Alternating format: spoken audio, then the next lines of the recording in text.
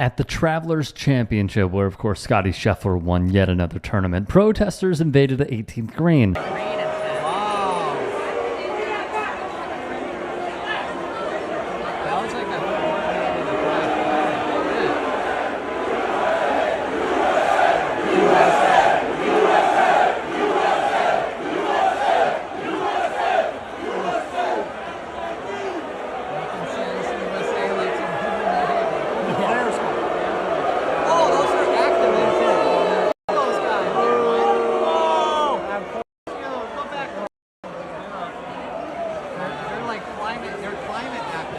There is so much here. First, never trust a guy with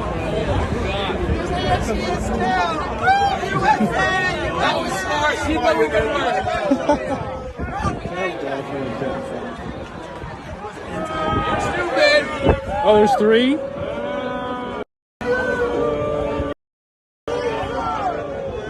Oh, how many are there?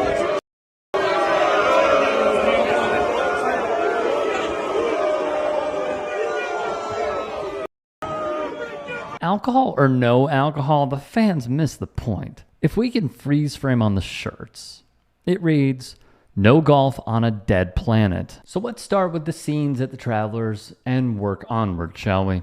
From Ryan Young, before the playoff even started, protesters stormed the 18th green in what was a chaotic scene. At least 5 people ran out, around, and onto the 18th green in a protest as the final group was walking up. Cromwell, Connecticut's police chief, would go on to say the 6 climate protesters that were arrested had charges of first-degree criminal mischief, first-degree criminal trespass, and breach of peace. He said they were all released after posting $5,000 bond and are scheduled to appear in state superior court in Middletown on July 1st. The chief would also say this: the reason for their protesting will not be released, as the department does not want to give their cause any more attention than what has already been received. Well, thankfully, you came to the right place to learn why, and I do think it is a worthy reason. The name of the group is Extinction Rebellion. Let's talk about them. On their website, the opening line reads, "Life on Earth is in crisis. Our climate is changing faster than scientists predicted, and the stakes are high." Shout out to Dela. Biodiversity loss, crop failure, social and ecological collapse, mass extinction. We are running out of time, and our governments have failed to act. Extinction Rebellion was formed to fix this. When listing their demands, here are just 3 of them that are also, again, to reiterate, available on their website. Governments must tell the truth by declaring a climate and ecological emergency, working with other institutions to communicate the urgency for change. Governments must act now to halt biodiversity loss and reduce greenhouse gas emissions to net zero by 2025. Quick sidebar, the states and President Biden signed an order that says we'll get there by 2050. That is not enough time. And governments must create and be led by the decisions of a citizens' assembly on climate and ecological justice. A spokesperson named Miles Grant for Extinction Rebellion would put out this statement, and I quote, "We are all watching the climate catastrophe unfold at warp speed. Our relatively mild disruption of the Travelers calls attention to nature's much more severe and long-lasting disruptions." CNN would then have more on the background of Extinction Rebellion and some of the things that they have done to bring awareness to the climate crisis. Its activists have made international headlines for past protests, including dumping green dye into Venice's Grand Canal, gluing themselves to a Picasso painting, smashing bank windows, and spraying fake blood over buildings to call attention to climate issues. At this point, the sole option remaining is to engage in unconventional forms of protest that bring attention to the severity of the climate emergency. So look, while there are plenty in the crowd who absolutely hated and despised what these activists were doing, this was a small break in the action in comparison to what could be not only a lengthy break, but it could be termination. A break would insist that there's a beginning and end to it, whereas later on, it could be indefinite. A study off of nature.com, which was featured in a CBS News piece that I want to give some background information on and read to you. The prevalence and the power of the most extreme wildfires are growing. A new report finds that extreme wildfires appear to have doubled in the past 20 years, both in frequency and magnitude. It is those energetically extreme wildfires associated with widespread damage to the environment and economy that have been increasing. This dude, let's talk about him. Caleb Cunningham, postdoctoral researcher at the University of Tasmania and co-author of the study. He would tell the outlet climate change is increasingly creating conditions that are conducive to dangerous fires across much of the earth. The fuels that are involved in fires when they burn are drying, and the weather associated with fire is becoming more intense. In addition to all of this, it should not surprise you that the year 2023 was the warmest year ever on the planet. Ever. Hand in hand.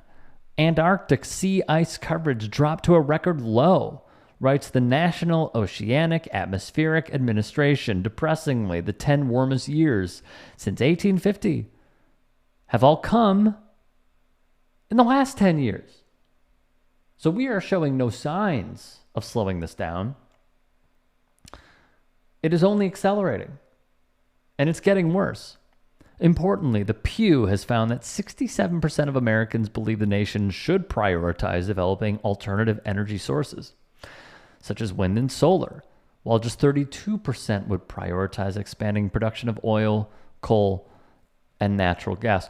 No say if all of those casting those votes were Joe Manchin. Now, let's bring it back to the events that we saw, and specifically the sport with which the activists got their message across, and that is golf.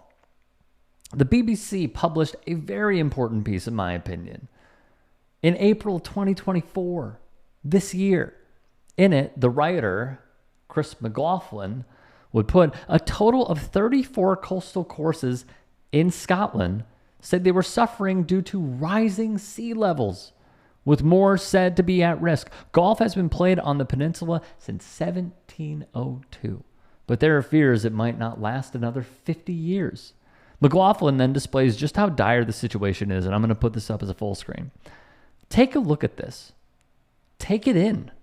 Analyze it. Understand it. This is our reality. Actions are being taken to build a wall, but that's a band-aid to the problem. In February of 2024, Golf Week did a piece on the Buenaventura golf course in Ventura, which is in California. Local city council member Liz Campos was quite blunt in her analysis of the course after heavy rains caused very severe damage. Another dire variable of climate change is the shortage of water. And once again, if we are just paying attention to this sport, it is vital to understand the role it plays. The United Nations Environment Program wrote in a piece at least 50% of the planet's population, or 4 billion people, deal with water shortfalls at least 1 month of the year. That is jarring. By 2025, so next year, 1.8 billion people are likely to face what the Food and Agriculture Organization calls absolute water scarcity. More. Leticia Carvalho, principal coordinator of the Freshwater and Marine Ecosystems branch at the United Nations Environment Program, would say, solutions are within reach, but we need innovative thinking, greater political commitment and collaboration, and increased financing so that when it comes to water, no one is left behind. Now, as I stated previously, as it pertains to the sport of golf, from 2003 to 2005, the USGA printed that golf courses in the country used approximately 2.08 billion gallons of water per day for golf course irrigation. That is a big number. Big. And NPR would write, the average American course uses roughly 312,000 gallons of water a day. Okay. So I'm going to work my way around here. And I need to be very clear before anyone tries to dispel credentials and whatnot. I love golf. I do. And if you guys have been around for a while now, you would know that I suffered a catastrophic injury to my ankle, which I'm not going to show the photo to, where my ankle was only attached by my Achilles. It was a basketball injury. And my wife and I came to an agreement that I will not play basketball again. I will shoot around. I will never play 3-on-3, 5-on-5, what have you, done over. The sport that I took up was golf. And I loved it. Loved it. Got my own set of clubs, got the bag, got the cleats, got the gear. I was swagging out. And I was terrible, but I got better. I am not a good golfer by any stretch, but I love going out there. Having a few brews, maybe having a smoke, and having a really wonderful time with friends. Now, all of that to say, there is a way for me to preserve something that I deeply enjoy. And it is if people who like what I like come together and mandate change so we could save the sport. And obviously that is a microscopic way of thinking. It is much more important than the game of golf. But as I see all of these people booing, MFing, getting really ticked that the Travelers was suspended for minutes and the game they love was put on pause for minutes, I see a narrow-minded view that is microcosmic of many Americans on many issues. These people love their sport. They love Scottie Scheffler. They love going to these tournaments. But what happens when there are no more tournaments? What happens when the water is potentially used for that tournament instead of your faucet? This is the point in time where I would say that it is a battle within society right now of being the cohesive working class, what should be a cohesive working class, getting pitted up in a fight we never wanted against those that are way above us in a tax bracket that only care about this.